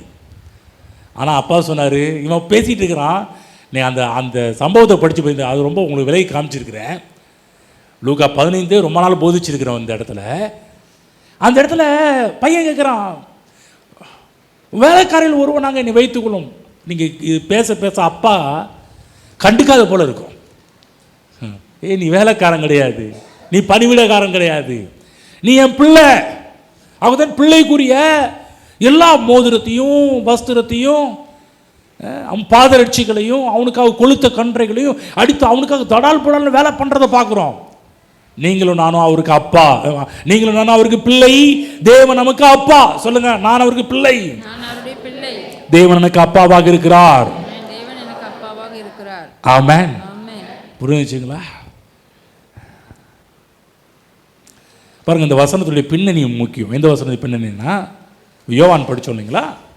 யோவான் 16ஆம் அதிகாரத்தில் பிதா தாமே உங்களை சிநேகிக்கிறார் என்ற ஒரு வார்த்தையை படித்தோம் இல்லைங்களா? அதுக்கு இந்த வசனத்தை பின்னணி நம்ம பார்க்கும்போது என்ன சொல்கிறாருன்னா, அந்த பின்னணியில் என்ன சொல்கிறாருன்னா, சீசர்களை பார்த்து, இதுவரைக்கும் நீங்கள் உங்களுக்கு என்னென்ன தேவையோ அதெல்லாம் நீங்கள் ஏன்ட்ட கேட்டீங்க, நான் உங்களுக்கு அதை பிதாட்ட கேட்டு சப்ளை பண்ணேன். கவனமாக கேளுங்க. இதுவரை நீங்கள் என்கிட்ட கேட்டீங்க, நான் உங்களுக்கு அதெல்லாம் கேட்டு பெற்று கொடுத்தேன். இப்போ சொல்கிறாரு, இப்போ நாளொன்று வருகிறது, நான் உங்களோடு இருக்க மாட்டேன். படிக்கிறேன் பாருங்கள், நானே படித்து காமிக்கிறேன் பாருங்கள். அதில் 23ஆம் வசனம். அந்த நாளிலே நீங்கள் என்னிடத்தில் ஒன்றும் கேட்க மாட்டீர்கள், மெய்யாகவே மெய்யாகவே நான் உங்களுக்கு சொல்கிறேன். சேர்ந்து படிப்போம். நீங்கள் என் நாமத்தினாலே பிதாவினிடத்தில் கேட்டுக்கொள்வது எதுவோ அதை அவர் உங்களுக்கு தருவார். ஆமென். சொல்ற, இதுவரைக்கும் நீங்கள் என் நாமத்தினாலே ஒன்றும் கேட்கவில்லை, கேளுங்கள், அப்பொழுது உங்கள் சந்தோஷம் நிறைவாய் இருக்கும்படி பெற்றுக்கொள்வீர்கள். இவைகளை நான் ஓமைகளாய் உங்களுடன் பேசுகிறேன். காலம் வரும், அப்பொழுது நான் ஓமைகளாய் உங்களுடன் பேசாமல் பிதாவை குறித்து வெளிப்படையாக உங்களுக்கு அறிவிப்பேன். அந்த நாளில் நீங்கள் என் நாமத்தினாலே வேண்டிக் கொள்வீர்கள், உங்களுக்காக பிதாவை நான் கேட்டுக்கொள்வேன் என்று உங்களுக்கு சொல்ல வேண்டியதில்லை. என்ன சொல்றேன்னா, உங்களுக்காக நான் பிதாட்ட கேட்க மாட்டேன், நீயே டைரக்டா பிதாட்ட கேட்கலாம். என் நாமத்தையும் உனக்கு கொடுக்கிறேன், இயேசு என்று சொல்லக்கூடிய நாமத்தை கொடுக்கின்றேன், நீங்கள் நேரடியாக பிதாவிடம் கேட்கலாம். ஆமென். இங்க இருக்கிற எல்லாருக்கும் சொல்றேன், நீங்களே ஜெபம் பண்ணலாம். நீங்கள் எங்கள்கிட்ட வந்து ஜெபம் பண்ண வேண்டிய அவசியம் கிடையாது. நல்லா புரிஞ்சுங்க. சர்ச்சை முடிச்சோடுமே வேகத்தில் வந்து எங்கள்கிட்ட ஜெபம் பண்ண வேண்டிய அவசியம் இல்லை. என்னங்க பாஸ்டர் எப்படி சொல்கிறீங்க, நாங்கள் சர்ச்சை முடிச்சு எப்படியோ உங்கள்கிட்ட ஜெபம் போகலாம் வந்தோம், திடீர்னு இப்படி சொல்கிறீங்களே. கவனமாக கேளுங்க. நீங்கள் யாரு? நீங்கள் யாரு? பக்கத்தில் நீங்கள் யார்? நீங்கள் பக்கத்தில் அவர் யாரு? அப்பா. கடவுள் நமக்கு அப்பாவா இருக்கிறார், நீங்க பிள்ளையா இருக்கிறீங்க. இப்போ நீங்க உங்க அப்பாட்ட கேட்கணும்னா பக்கத்து வீட்டு பிள்ளைகிட்ட சொல்லி, பக்கத்து வீட்டில் சொல்லி எங்க அம்மாட்ட வாங்கி கொடுங்க, அப்பாட்ட வாங்கி கொடுங்க கேட்பீங்களா? சொல்லுங்க பார்க்கலாம். யாராவது போய் கேட்பீங்களா? எப்போ அப்பாட்ட சண்டை போட்டா, அம்மாட்ட சண்டை போட்டா அப்போ மட்டும் தான் ஜாடியில் நீங்கள் கேட்டு கொடுங்க, அப்படி பண்ணுங்க இப்படி பண்ணுங்கன்றது. ஆனால் எப்போதுமே அப்படி கிடையாது. நீங்கள் பிள்ளையா இருக்கிறீங்க, அவர் நமக்கு அப்பாவா இருக்கிறாரு. இவர் சொல்றாரு, எனக்கு மட்டும் அப்பா இல்லை, அவர் உங்கள் பிதா, உங்களை நேசிக்கிறாரு. நாள் ஒன்று வரும், அந்த நாள் எந்த நாள்? உயிர்த்தெழுந்த நாளுக்கு பிறகு என் நாமத்தில் இயேசு கிறிஸ்து என்றைக்கு உயிர்த்தெழுவாரோ அந்த நாளுக்கு பிறகு நடக்கிற ஒரு விஷயம். அந்த நாள்ல இருந்து என் நாமத்தில் கேளுங்க. அதுதான் பாருங்க, இயேசு கிறிஸ்து உயிர்த்தெழுந்த உடனே 50வது நாளில் பரிசுத்த ஆவியானவர் வந்து மக்களை ஆட்கொள்கிறார். பிற்பாடு 3ஆம் அதிகாரம் ஸ்டார்ட் பண்ணும்போது பேதுரு யோவானும் தேவாலயத்துக்கு போகிறாங்க. ஒரு பிச்சைக்காரன் சப்பானி வந்து ஏதாவது உங்கள்கிட்ட கிடைக்கணும்னு எதிர்பார்க்குறான். அவங்க சொல்கிறாங்க, நீ எதிர்பார்க்குற வெள்ளியும் பொண்ணும் எங்கள்கிட்ட இல்லை, ஆனால் எங்கள்கிட்ட ஒன்று இருக்குது, நசரேயனாகிய இயேசு நாமத்தில் நீ எழுந்து நட. அங்கே போய் ஆண்டவரே அப்படின்னு சொல்லி ஜெபம் பண்ணிட்டு இருந்தாங்களா? கட்டில் போடுறாங்க, இயேசுவின் நாமத்தில் நீ எழுந்து நட. சொன்ன உடனே நடக்கிற விஷயம். அவன் எழுந்தான், நடந்தான், குதித்தான், குதித்து கொண்டே அவங்களோடு தேவாலயத்துக்குள் பிரவேசித்தான். பைபிளில் பார்க்குறோம். எவ்வளோ பெரிய மிராக்கிள். அவனை வைத்தே ஒரு பெரிய ஒரு குருசைடை நடத்த ஆரம்பித்தாங்க, பெரிய ஒரு காஸ்பலை அறிவிக்க ஆரம்பித்தார்கள் நம்முடைய அப்போஸ்தலர்கள் எல்லாருமே. இந்த அப்போஸ்தலர் நல்லபடிகள் முழுவதுமே பார்த்தீங்கன்னா இயேசுவின் நாமத்தால் நடந்த அற்புதம், அதிசயம் ஏராளம் போடப்பட்டிருக்கு. இயேசு நாமத்தை பற்றி அதிகமாக பேசினாங்க. உடனே பாருங்க கவர்மெண்ட் வந்துச்சு, என்ன சொன்னாங்கன்னா, இங்கே பாரு எல்லாத்தையும் பிடிச்சி இந்த நாமத்தை பற்றி பேசக்கூடாது. எந்த நாமத்தை பற்றி பேசக்கூடாது? இயேசுவின் நாமத்தை பற்றி ஒரு பயப்பில் பேசக்கூடாதுன்னு சட்டம் போட ஆரம்பித்தாங்க. உடனே நம்ம ஆட்கள் இருக்கிறாங்களே, நாங்கள் கண்டவங்களும் கேட்டவங்களும் அங்கே பேசாமல் இருக்க முடியாது. அது எப்படி முடியும்? எங்களால் அமைதியாக இருக்க முடியாது. பிற்பாடு பாருங்க, அந்த நாமத்தை வைத்து பெரிய பெரிய காரியத்தெல்லாம் பண்ணாங்க. நான் சொல்கிறேன், அதே நாமம் இன்றைக்கு எனக்கு உங்களுக்கு கொடுக்கப்பட்டிருக்கிறது. ஆகவே நான் சொல்கிறேன், நீங்கள் பிள்ளைங்க நீ தைரியமாக கேட்கலாங்க. நீ கேட்ட கர்த்தர் கொடுப்பாரு, இல்லைன்னு சொல்ல மாட்டாரு. இல்லை இல்லை நீ போ, நீ எதா இருந்தாலும் பாஸ் லியோ மூலமா வா அப்படின்னு சொல்கிறாரா? திரும்ப சொல்கிறேன், என் மூலமாக வர வேண்டிய அவசியம் கிடையாது. நீங்களே அப்பாட்ட கேட்கலாம். பிதாவே இயேசுவின் நாமத்தில் பாருங்க, ஜெபம் பண்ணும்போது எல்லாருக்கும் காமிக்கிறோம், பிதாவே இயேசுவின் நாமத்தில் இடத்துல வருகிறோம் என்பதை காண்பிக்கிறோம். அதே போல் நீங்கள் ஜெபம் பண்ணலாம், ஒவ்வொரு இடத்துலையும் ஜெபம் பண்ணலாம். ஏனென்றால் தேவன் உங்களை நீதிமானாக்கி, தேவன் உங்களை வீடாக்கி, உங்களை பிள்ளையாக்கி, அவர் அப்பாவாகி எவ்வளோ பெரிய பெரிய ப்ராசஸ் எல்லாம் தேவன் பண்ணி வச்சிருக்கிறாரு. நம்ம வந்து என்ன பண்ணுறோம்னா ஜெபத்துக்கு ஒவ்வொருத்தரையும் தொங்கிட்டு இருக்கிறோம், ஒவ்வொருத்தரையும் கேட்டுட்டு இருக்கிறோம். இங்கே ஃபோன் பண்ணலாம், அங்கே ஃபோன் பண்ணலாம், அவங்கள்ட்ட போய் ப்ரேயர், இவங்கள்ட்ட ப்ரேயர். அதாவது விசுவாசமே இல்லை அப்படின்னா நீங்கள் ப்ரேயர் இந்த மாதிரி ஒவ்வொருத்தரையும் நாடி தேடி ஓடிட்டுருக்கலாம். நான் கேட்குறேன், உங்கள்ட்ட விசுவாசம் இல்லையா? உங்களுக்குள்ள விசுவாசத்தை ஸ்டார்ட் பண்ணதே கர்த்தருங்க. ஆமென். நான் கேட்குறேன், உங்களுக்குள்ள விசுவாசம் இருக்குதா? இருக்குது. பக்கத்தில் உங்களுக்குள்ள விசுவாசம் இருக்குதா? கேளுங்க, பக்கத்தில் உங்கள்ட்ட விசுவாசம் இருக்குதா? இருக்கா? அப்போ நான் சொல்கிறேன், அப்போ நீங்கள் அப்பாட்ட கேட்கலாம். எப்படி கேட்கலாம்? இயேசுவின் நாமத்தில் கேட்கலாம். ஆண்டவர் நீங்கள் சொன்னிருக்கீங்களே அந்த நாளில். அவர் இயேசுவை சொல்கிறார் பாருங்க, பிதாவை நான் கேட்டுக்கொள்வேன் என்று உங்களுக்கு சொல்ல வேண்டியதில்லை. இனிமே என்கிட்ட வர வேண்டிய நீங்கள் அவசியம் கிடையாது. நேரடியாகவே என்ன சொல்றாரு? உங்களுக்காக நான் கேட்பேன் என்று நீங்கள் என்கிட்ட எதிர்பார்க்க வேண்டிய அவசியம் கிடையாது. நீங்களே பிதாவினிடத்தும் கேளுங்கள் என் நாமத்தினால், இயேசுவின் நாமத்தினால். நான் சொல்றேன், இதுதாங்க கிறிஸ்தவம். கிறிஸ்தவம் என்பது என்ன? உங்களையே நேரடியாக டைரக்ட் லிங்க் பண்ணி விடுறோம். இங்கே மீடியேட்டர்லாம் யாரும் கிடையாது. நாங்கள் இந்த ரோமன் கேத்தலிக்கில் நான் சின்ன வயசில் இருந்தப்போ எங்கள் அப்பாயும் எங்கள் சித்தப்பாவும் பார்த்தீங்கன்னா, ஒரு 5 பைசா கொடுக்குறேன்னா நாங்கள் சொல்கிறத சொல்லணுன்னு வாங்க. நான் 5 பைசாவுக்காக அவங்க பக்கத்தில் போய் உட்காந்துக்கிறது. அவங்க சொல்லுவாங்க, புனித செபஸ்தியாரே, நான் சொல்லணும், எங்களுக்காக வேண்டிக் கொள்ளும். இந்த கம்மிங் பண்ணிகிட்டே இருக்கணும். அவங்க ஒவ்வொரு பேராக சொல்லிட்டு வருவாங்க. நாங்கள் என்ன சொல்லணும்? எங்களுக்காக வேண்டிக் கொள்ளும், வேண்டிக் கொள்ளும். இப்படியே மைண்டு செட்டப்னா அவங்கெல்லாம் எங்களுக்கு என்ன காமிச்சாங்க? இந்த புனிதர்கள்லாம் உங்களுக்காக ப்ரேயர் பண்ணிட்டு இருக்கிறாங்க. நானும் பாருங்க ரொம்ப பக்தி, பாக்கெட்டில் எல்லா போட்டோ வச்சுருப்பேன், எல்லா போட்டோ புனிதர்கள் எல்லா போட்டோ பாக்கெட்டில் வச்சுருப்பேன். மாதாவை டிசைன் டிசைனாக வச்சுருப்பேன். ஒவ்வொரு டைம் எடுத்து பார்த்து எனக்காக ஜெபம் பண்ணிக்க, அப்போ போட்டோவை பார்த்து எனக்காக ஜெபம் பண்ணிக்கங்க, எனக்காக ஜெபம் பண்ணிக்கங்க, எனக்காக ஜெபம் பண்ணிக்கங்க. ஒவ்வொரு டைம் சின்ன வயசில் போட்டோ பாக்கெட்டில் இருக்கும், போட்டோவை எடுத்து நான் சொல்லுவேன், எனக்காக ஜெபம் பண்ணி. எங்கள் அம்மா ஹாஸ்பிட்டலில் இருந்தாங்க 93ல். அப்போ கூட பாருங்கள், சென்ட் ஜோசப்பில் படிச்சுட்டு இருந்தேன். லூர்து மாதா கோயிலுக்கு போயிட்டு சொல்கிறேன், ஹாஸ்பிட்டலில் அம்மா அட்மிட் பண்ணியிருக்கிறாங்க. அப்போ கூட சொல்கிறேன், அம்மா இங்கே பாருங்கம்மா, அம்மா ஆல்ரெடி டெத் ஆகிட்டாங்க, ஆனால் ஆக்சிஜன் வச்சு இது பம்ப் பண்ணிட்டு இருக்கிறாங்க. அப்போ கூட சொல்கிறேன் எங்கள் அம்மாட்ட, கவலைப்படாதீங்கம்மா, பாருங்கள் எல்லோரும் இருக்கிறாங்க, எல்லோரும் நம்மளை கைவிட மாட்டாங்கன்னு சொல்கிறேன் பாருங்க. இப்போ தான் ஜெபம் பண்ணிட்டு வந்திருக்கிறேன், இவங்களாம் நமக்காக ஜெபம் பண்ணிக்குவாங்க. தேவப்பிள்ளை நல்லா புரிஞ்சுக்கிங்க, நீங்கள் யார்கிட்டையும் இந்த மாதிரிலாம் நீங்கள் செல்ல வேண்டிய அவசியம் கிடையாது. நீங்களே டைரெக்டாக அவர்கிட்ட கேட்கலாம். இயேசுவின் நாமத்தில் பிதாவிடத்தில் கேளுங்கள், நீங்கள் கேட்பதை பிதா சந்தோஷமாக கொடுப்பார். இப்போதான் நீ என் பிள்ளைன்றதே காமிச்சிருக்கிறப்பா. பாருங்க, கவனமாக கேளுங்க. ஒவ்வொரு நாளும் பாருங்கள், உங்கள் வீட்டில் உங்கள் அப்பாட்ட கேட்காம உங்கள் பக்கத்து வீட்டுக்காக அவங்க இவங்க மூலமாக கேட்டு வாங்கினா அது வீடாக இருக்குமா? யோசிச்சு பாருங்க. என்னைக்கு பிள்ளைங்க பெற்றோர் அப்பா அம்மா சொல்லி கூப்பிட்டு நல்ல ஒரு அண்டர்ஸ்டாண்டிங் இருக்குதோ, அன்னைக்கு பெற்றவங்களுக்கு கொடுக்க வேண்டும் என்ற ஆசை அதிகமாக இருக்கும். நீ அப்பான்னு சொல்லிட்டான்ப்பா, எங்க இன்னொரு தடவை சொல்லி பார்க்கலாம், டேடி இன்னொரு டைம் சொல்லி பார்க்கலாம், அப்பா இன்னொரு டைம் சொல்லி பார்க்கலாம். உலகத்தில் கூட அந்த வார்த்தையை கேட்குறது மக்கள் அவ்வளோ ஆவலாக இருக்கிறாங்க. நான் சொன்ன நம்ம அப்பா அவர்கிட்ட இயேசு நாமத்தில் கேட்கும்போது அவர் கொடுக்க ஆயத்தமாக இருக்கிறார். ஆமென். ஒரு நாள் வெளியே போய் நீ எப்படி இதெல்லாம் பிள்ளையா, ஒரு நாளும் தேவன் நிராகரிப்பது கிடையாது. ஏனென்றால் நீதி நமக்கு கொடுக்கப்பட்டிருக்கிறது. ஆமென். புரியுதா? பக்கத்தில் புரிஞ்சான்னு கேளுங்க. இப்போ கேளுங்க, முடிஞ்சொன்னி போவீங்க, பக்கத்தில் கேளுங்க, முடிஞ்சொன்னி போவீங்க ப்ரேயர் பண்ண.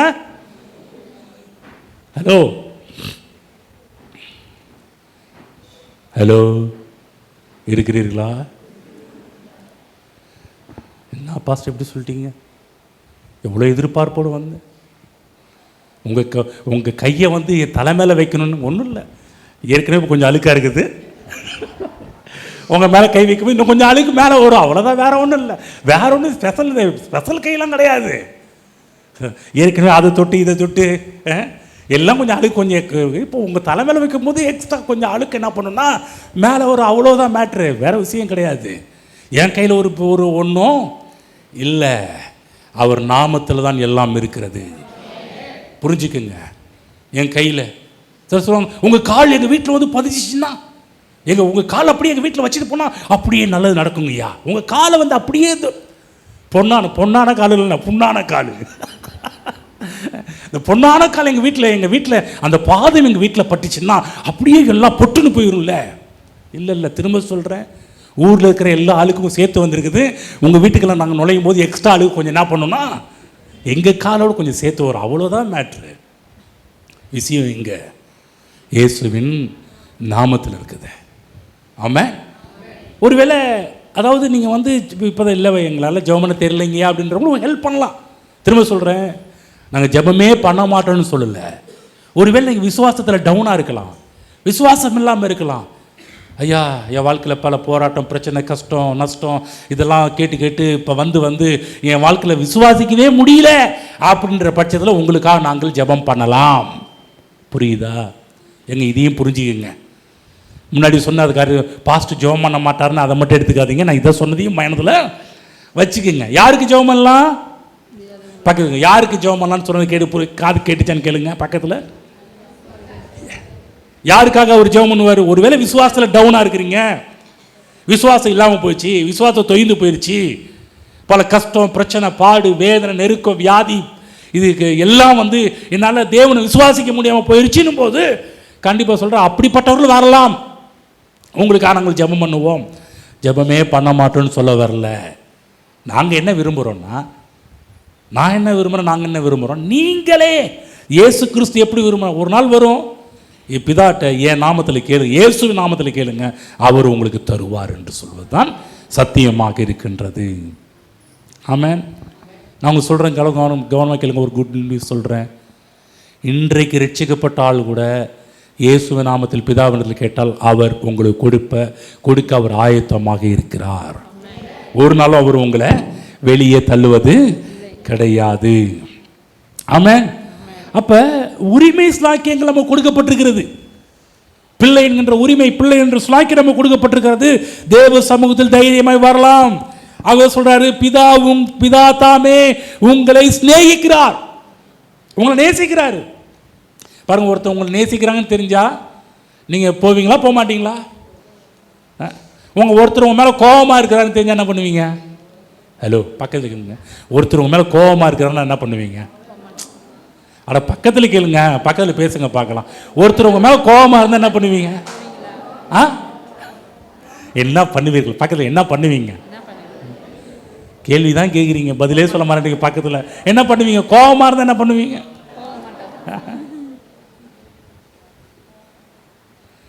ஆனால் இவர் பிதா தாமே உங்களை சிநேகிக்கிறார் என்று சொல்ல உங்கள் மேலே அன்பாக இருக்கிறாரு. எப்போ வேணாலும் வரலாம். அன்பாக இருக்கிறாருன்னா அன்பு தான். இல்லைங்க, அவர் கரிச்சு கூட்டுவாருங்க, எப்போ பார்த்தாலும் சிடுமூச்சிங்க, எப்போ பார்த்தாலும் டென்ஷன் பார்ட்டிங்க, எப்போ பார்த்தாலும் இப்படிங்க அப்படின்னு ஒரு ஆள்கிட்ட போக முடியுங்களா? நம்ம பிதா தாமே உங்களை சிநேகிக்கிறார். நம்ம அப்பா அன்பின் தகப்பன். சொல்லுங்க, எனக்கு ஒரு அப்பா உண்டு, அவர் அன்பின் அப்பா, என்னை நேசிக்கிற அப்பா, நான் அவருடைய பிள்ளை. ஆமென். இந்த ஏசாண்டவர் சொல்லிக் கொடுக்குறாரு, நீ அந்த அப்பாட்ட என் நாமத்தில் கேளு அப்படின்னு சொல்லி கொடுக்குறாரு. பிதா தாமே உங்களை சிநேகிக்கிறார், நேசிக்கிறார். ஆகவே இங்க இருக்கிற ஒவ்வொருவரும் நீங்களே நேரடியாக தேவன்கிட்ட கேட்டு பெற்றுக்கொள்ளலாம். யாருக்கு லெட்டர் எழுதி போட வேண்டிய அவசியம் கிடையாது. பக்கத்தில் சொல்லுங்க, லெட்டர்லாம் எழுதி போட வேண்டிய அவசியம் கிடையாது. சில பேர்லாம் இதுக்குன்னே இருக்கிறான், 24 மணி நேரம் ஜெபம், 24 hours. 24 மணி நேரமும் உங்களுக்காக எங்கள் கதவுகள் திறந்திருக்கும். உங்கள் ஃபோன் காலுக்காக நாங்கள் வெயிட் பண்ணுறோம். தேவையில்லை. நான் திரும்ப சொல்கிறேன், விசுவாசம் போச்சு, விசுவாசம் இல்லை அப்படின்றவங்க பயன்படுத்தலாம். விசுவாசிக்கிறவர்களுக்கு தேவை இல்லை. நீங்கள் விசுவாசித்தால், இயேசு நாமத்தில் கேட்டால் அவர் உங்களுக்கு கொடுப்பார். நிச்சயம் தேவன் பதில் கொடுப்பார், அதை நீங்கள் பெற்றுக்கொள்வீர்கள். புரிஞ்சுங்களா சொல்லியிருக்கிறோன்னு?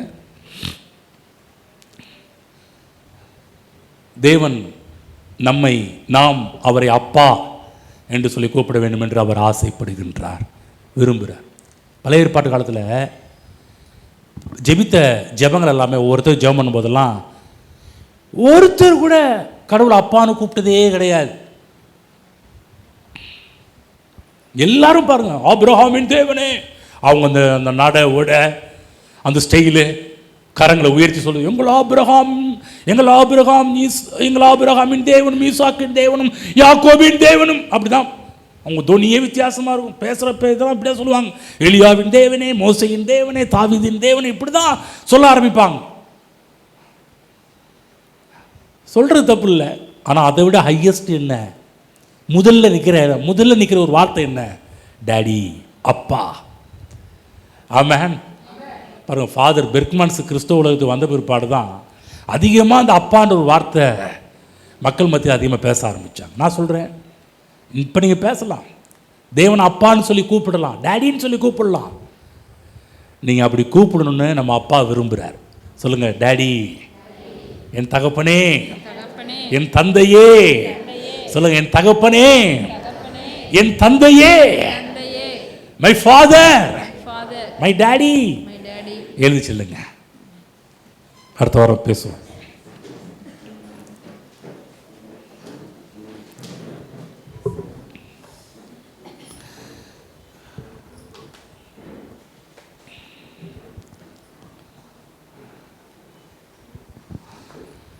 என்னுடைய தகப்பன் என்னை அவருடைய வீடாக மாற்றியிருக்கிறார்.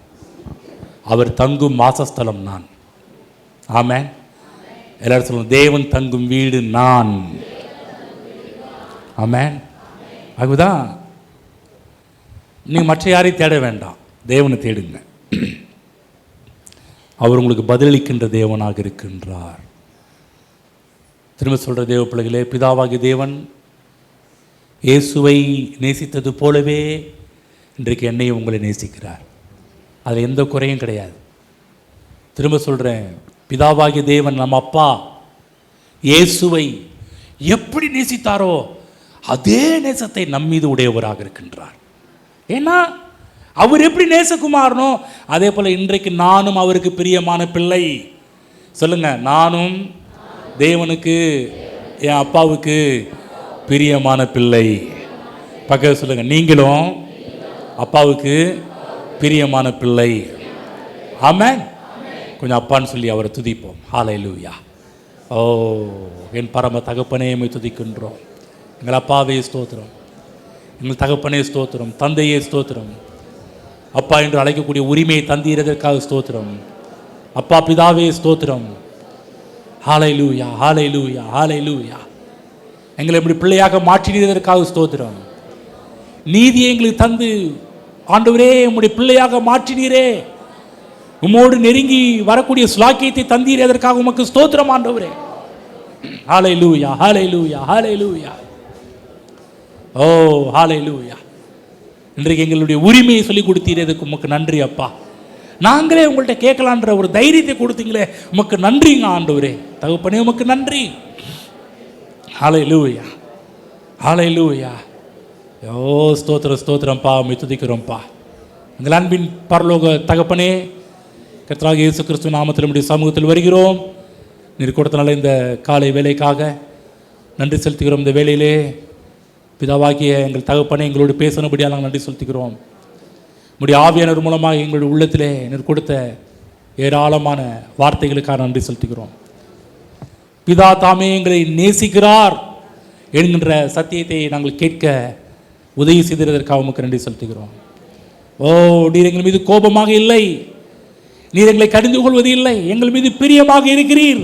அதற்காக உமக்கு நன்றி ஆண்டவரே. ஒவ்வொரு பிள்ளைகளும் ஆண்டவரே அவர்கள் விசுவாசத்தை தட்டி எழுப்பி உம்மிடத்தில் இயேசுவின் நாமத்தில் கேட்கும் போதெல்லாம் நீர் சொன்னீர், என் நாமத்தினால் நீங்கள் எதை கேட்டாலும் அதை நான் உங்களுக்கு தருவேன் என்று சொல்லி சொன்ன வார்த்தையின் பிரகாரமாக, பிதா அதை உங்களுக்கு தருவார் என்று சொல்ல வார்த்தையின் பிரகாரமாக நம்முடைய பிள்ளைகள் உம்மிடத்தில் பெற்றுக்கொள்ளட்டும் என்று ஆசீர்வதிக்கிறேன் தகப்பனே. இங்கே இருக்கிற எல்லாரும் தைரியமாக உம்மிடத்தில் கிட்டு சேரட்டும், உம்மோடு ஐக்கியமாக இருக்கட்டும், உம்மோடு நெருங்கி வாழட்டும், உம்முடைய உறவில் வாழட்டும் ஆண்டவரே. ஓ, அதை நீர் விரும்புகிறீர், இதற்காக ஸ்தோத்திரம் ஆண்டவரே. நாங்கள் உம்மோடு பேச விரும்புகிறீர், நாங்கள் உம்மோடு பழக விரும்புகிறீர் ஆண்டவரே. ஓ ஸ்தோத்திரம், ஸ்தோத்திரம்ப்பா. அதற்காக ஜெப வாழ்வையும் வேத வாழ்வையும் துதி வாழ்வையும் வைத்திருக்கிறீரே, அதற்காக உமக்கு நன்றி செலுத்துகிறோம் ஆண்டவரே. அதில் ஒவ்வொரு நாளும் இருக்கிற ஒவ்வொரு பிள்ளைகளும் முன்னேறட்டும் என்று நம்முடைய பிள்ளைகளை ஆசீர்வதிக்கிறேன். உடைய பிள்ளைகளுடைய கையின் பிரயாசங்கள், குடும்ப வாழ்வு, பொருளாதார வாழ்வு, எல்லா காரியத்திலும் உடைய பிள்ளைகள் சிறந்து விளங்கட்டும் என்று உடைய பிள்ளைகளை ஆசீர்வதிக்கிறேன் தகப்பனே. தேவக்கரம் தாங்கி நடத்துவதாக. இதுவரை கண்டிராத, கேட்டிராத, பார்த்திராத நன்மைகள் எல்லாம் உடைய பிள்ளைகளுக்கு வரட்டும் என்று ஆசீர்வதிக்கிறேன் தகப்பனே. ஹல்லேலூயா. உன்னை அதிசயங்களை காண பண்ணு என்று சொன்னீரே, அதே போல இங்க இருக்கிற ஒவ்வொரு பிள்ளைகளுடைய வாழ்விலும் அதிசயங்களை காண பண்ணுவீராக. ஓ, உம்முடைய கிருபையை விளங்க பண்ணுவீராக, தயவை விளங்க பண்ணுவீராக. கர்த்தருடைய காருண்யம் உங்களை பெரியவர்களாக மாற்றும் என்று சொன்னீரே, அந்த காருண்யம் இங்க இருக்கிற ஒவ்வொருவரையும் பெரியவர்களாக மாற்றட்டும் ஆண்டவரே. தலை நிமிர்ந்து நடக்க பண்ணுகிற தேவன் இங்க இருக்கிற ஒவ்வொருவரையும், தலை குனிந்து நடந்த ஒவ்வொருவரையும் தலை நிமிர்ந்து நடக்க பண்ணுவீராக தகப்பனே. அப்படி செய்வதற்காண்டி செலுத்துகிறேன் இயேசு கிறிஸ்துவ நாமத்தில் பிதாவே, ஆமென்.